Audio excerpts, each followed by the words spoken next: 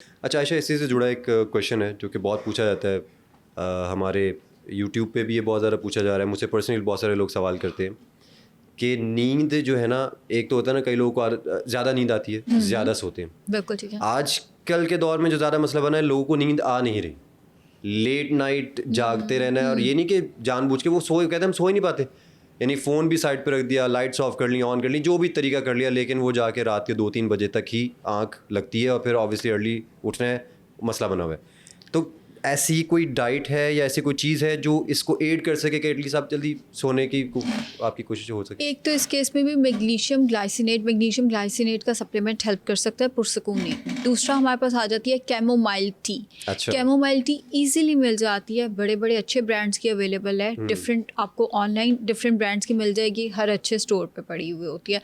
रात के खाने के 1 घंटे के बाद कैमोमाइल टी का इस्तेमाल करें। फिर हमारे पास आ जाता है हल्दी दूध। इसको अच्छा। हम बड़ा अंडर एस्टिमेट करते हैं। बेसिकली दूध पीने से हमें नींद आती है। अच्छा। वो आपको थोड़ा स्लो डाउन कर देता है। अच्छा, तो दूध के अंदर डाइजेशन प्रोसेस शुरू नहीं कर। अच्छा।